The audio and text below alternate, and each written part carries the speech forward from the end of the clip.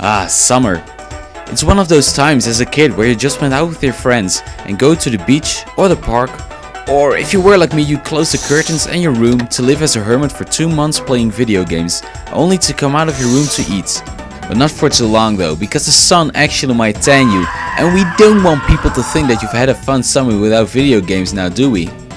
As a kid, I didn't own a lot of video games, so during my summers I usually resorted to playing the same game over and over again, and it was usually something like Zelda or Pokemon Blue.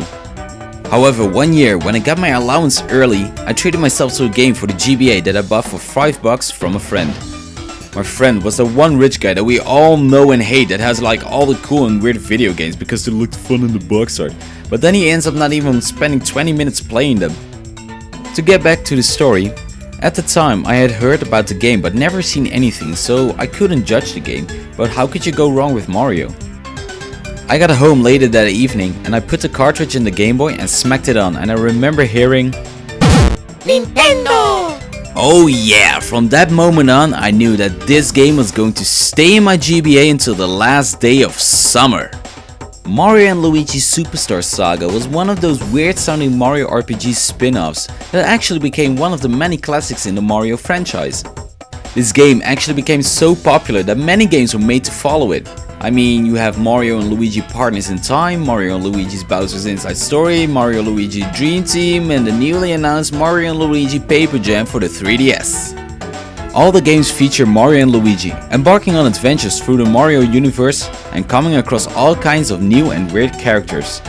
Aside from original concepts and humor, one of the biggest selling points in these games is that you control both Mario and Luigi at the same time. And it might actually take a while to get used to, but other than that, the games are great to play.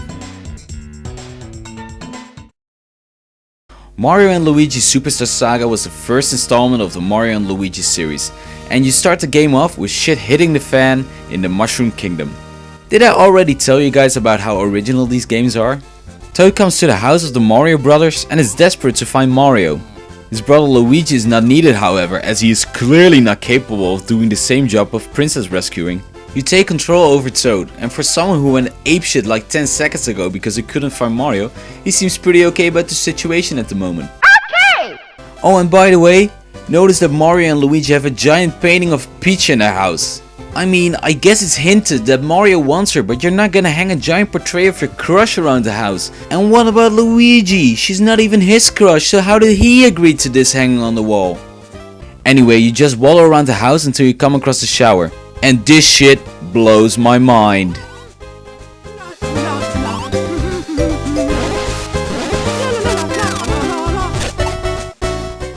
Toad, are you fucking kidding me? You hear humming coming from the showers and you just walk in? Not even to mention the fact that now you're passing out because you saw Mario naked. I mean, what do you expect? It's a house of two dudes living together. One overly obsessed with a princess and the other just being there living in his brother's shadows, I guess. Ugh, anyway, the Mario brothers run off to the castle, and of course, it's Bowser again. Oh, how we should have known. I mean, look at the box art, see? Bowser's on there, along with Baby Bowser, and here's Chris Hemsworth, $1 million production. Do you need an explanation? No, good, then fuck! Mario and Bowser get into a fit, and when Luigi's there to make things worse, the old rivalry between the plumber and the Koopa gets settled in a battle. Ah, now this is what I'm talking about. Mario vs Bowser, this is going to be one for all time's sake.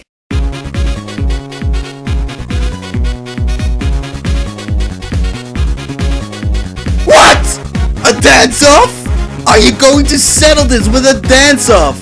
Holy shit, are you even being serious right now? I mean, this has got to be one of the funniest idol battle animations I've ever seen in an RPG game. I'm sorry, but I just can't get over this. Look at how much fun he's having while dancing. After the battle, you return to the overworld, and it becomes pretty clear that this game consists of two main elements. An overworld with nice scenery, and a battle system which is packed with action and fun things to do. In the overworld, you find yourself platforming and solving puzzles from time to time, and it's really fun when you're getting the hang of it. The world looks beautiful on your GBA, and some of the platforming mechanics are really cool. For example, all these tornadoes are here to give Mario and Luigi an extra boost whenever they use their brother tornado thing. The battle system itself is really great too. At first, the system may seem a bit like, what fucking button do I press to do a Mario Slam Dunk Ultra Jump? But after one battle with Bowser, the system has been explained to its fullest, and it makes the game really easy to get into. Most of the time, you see yourself waiting for the enemy to strike and then press A to make Mario jump, or the B button to make Luigi jump. Being able to control both characters at the same time is really fun, and it gives you this feeling that you're not just gonna mindlessly bash one button, but you really have to be alert and plan out everything that you're gonna do. However, this is also one of those successful innovations in games that could also ruin it. Platforming might be challenging at times, and having to control two characters at the same time doesn't help with the difficulty. There have been many times where I wanted to get across a platform and I end up jumping with Luigi instead of Mario. Or whenever I do make it across with Mario, I mistime my jump with Luigi and you just have to get up there again and try again with both brothers, which really pisses me off. Alright, let's try it one more time, you bitch. Come on, come on. No! Fuck! This also happens in the battles, and you have to be alert at all times. Most enemies show which brother they are going to attack with some kind of animation, and most of the time they are really obvious. But sometimes the enemies get you by surprise, in which case you're fucked. Even if you are just in time to press a button, you still need to press the right button. And most of the time, out of panic, I end up jumping with Luigi when Mario is the one getting hit. There is no relaxing in this game. If you're playing, you better be hooked up on 2 pots of coffee to get you going. In the end though, this game shows creativity all around and some really funny dialogue and animations. Some parts of the story are really weird, especially the beginning with Toad. But at least they tried to make the game original and it worked out really well. There are a ton of bosses that all require a different strategy to beat, not even to mention the fact that the difficulty for these bosses is just right with the current battle system. I mean, I think it's even possible to beat every boss without getting hit once while using the action buttons, so failure is all up to yourself.